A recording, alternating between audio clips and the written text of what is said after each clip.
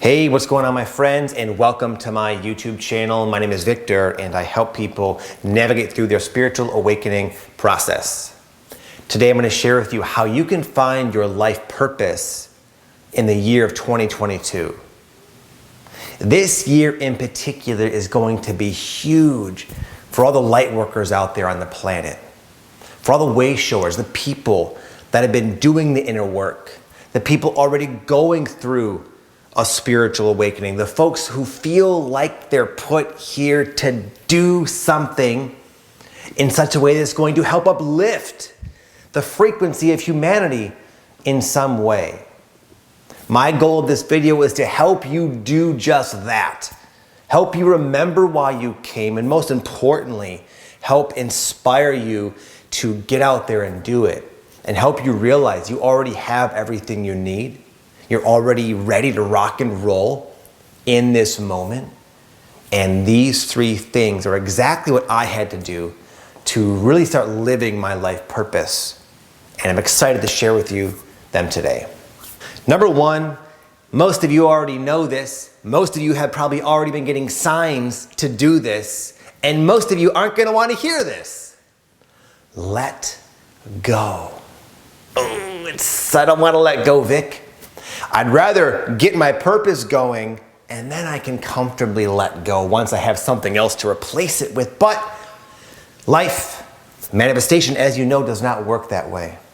And sometimes when you hold on, the universe is just going to take away what you're clinging to anyways. This happened to me. For how many of you, a lot of people that have been watching me know, for how long have I been discussing my wanting to write a book? My wanting to write blogs, my wanting to embrace myself as a writer.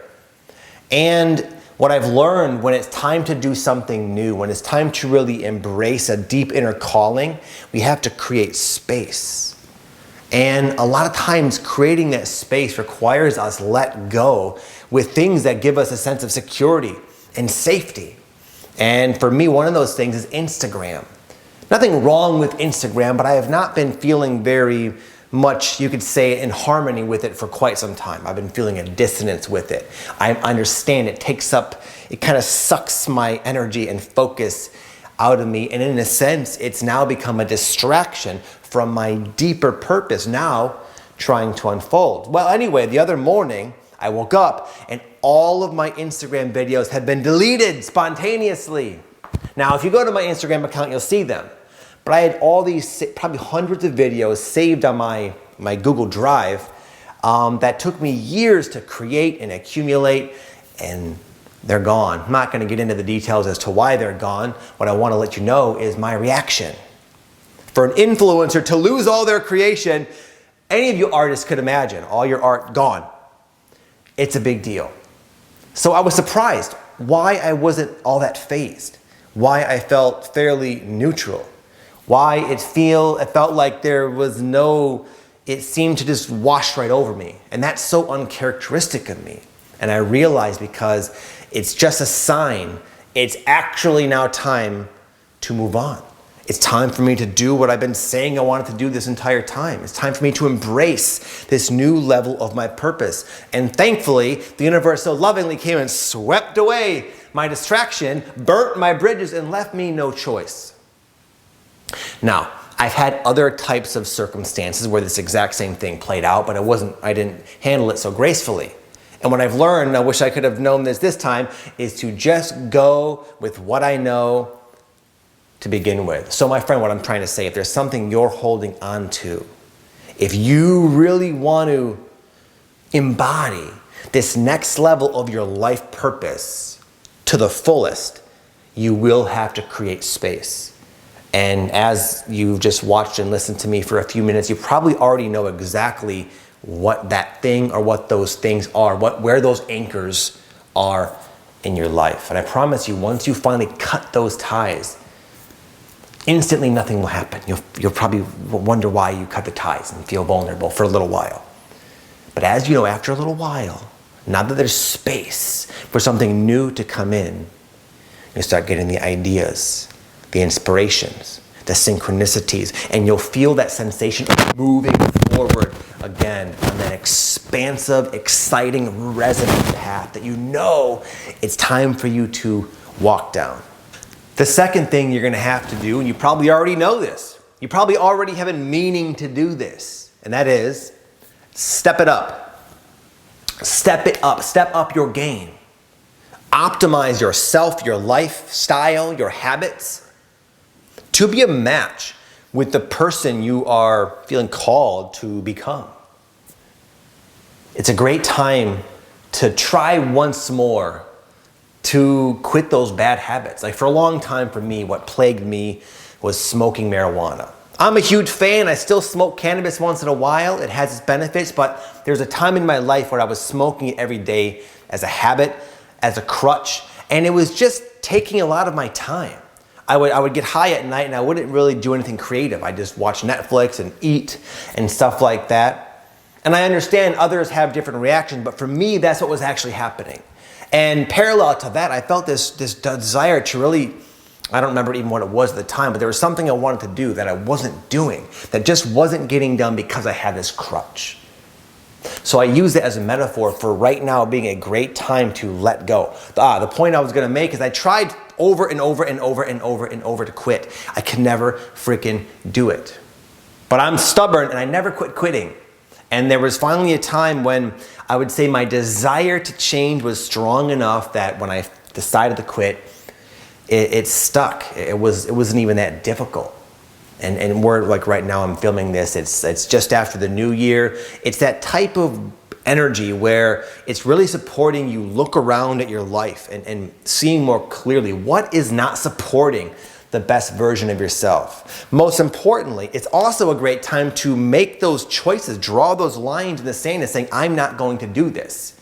It is not conducive to the person I know I'm destined to become. Now, on the other side of the token, in a more positive light, there might be things you've been meaning to do. Like for me, I've been wanting to like sit and read more, almost like study. I want to go deeper with some of the spiritual teachers and some of the different things I like to study so I can share them with you. And I've been feeling this call I've been feeling this awareness that if I don't adjust my lifestyle and really give my body and my mind and my spirit what it needs, I'm not going to be able to really do this next thing the way it could be done. So for me, I'm going to start reading more, meditating more, dedicating more time to my spiritual practice, cutting out the Instagram as I mentioned, and I'm really taking action and making this new thing happen. I'm setting the stage and the foundation, and it's a fantastic time to do exactly that. And I know a lot of you might feel frustrated. So many people I talk to when I mention New Year's resolutions, they have kind of a bitter, cynical sort of connotation with it. And it's no wonder, because a lot of times we try to stop a bad habit or start a new one and it doesn't stick. We fail.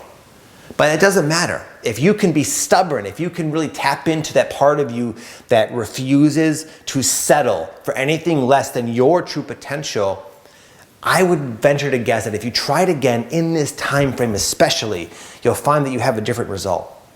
Because sometimes it's a matter of timing.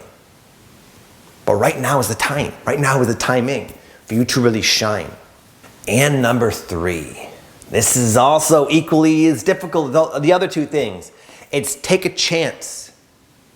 There are no guarantees. We can't lie to ourselves and say, you know what?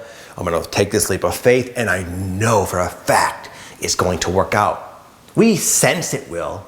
It most likely will if you feel it intuitively, but we can't know it's going to succeed. We can't know we're going to get the result we think we want.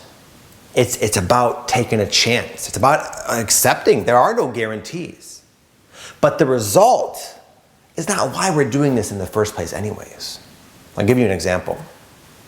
My friend Aaron Dowdy and I have been trying to create this webinar presentation to discuss one of our businesses. It's called Full-Time Purpose, where we help people learn how to create an online business. Anyway, for this webinar, there was a particular slide I needed to find. I needed to find some old pictures of when I was living in an RV. At one point, believe it or not, my entire family, 3 children, a dog and a cat, my wife, all of us lived in a 21-foot RV.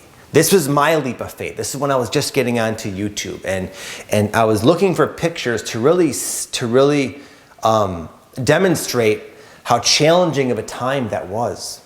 But the problem was, when I looked through all the different pictures, I was always smiling. I was playing with the kids. We were at the beach. We were rocking it out. We were having a good time.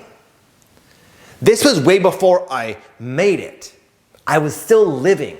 I was still living life on my own terms. I was still being my true self. And even though my life situation had yet to mirror this investment in the real me, I was happy. I felt aligned. I felt alive.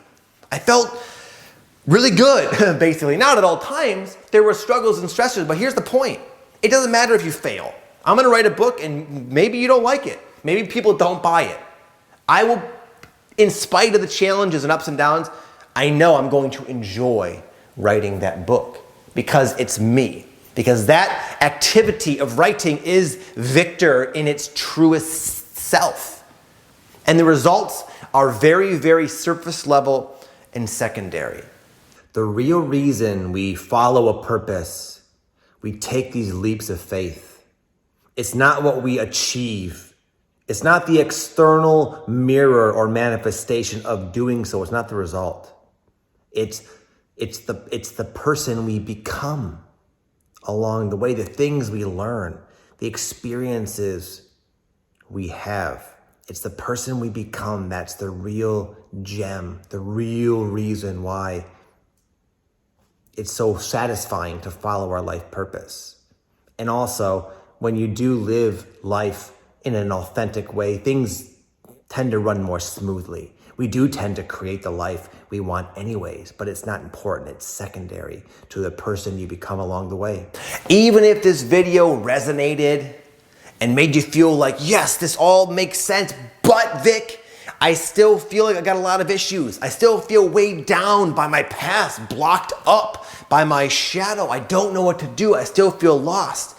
Watch this other video. You're probably in the deepening phase of your spiritual awakening, which requires its own discussion. But this video will give you an insight and give you the awareness and also some tools to help you navigate this deepening phase of awakening, which is also very beneficial and is directly correlated to you living your life purpose. So if you still feel stuck, watch the video. With that said, have an amazing day, my friends. Peace.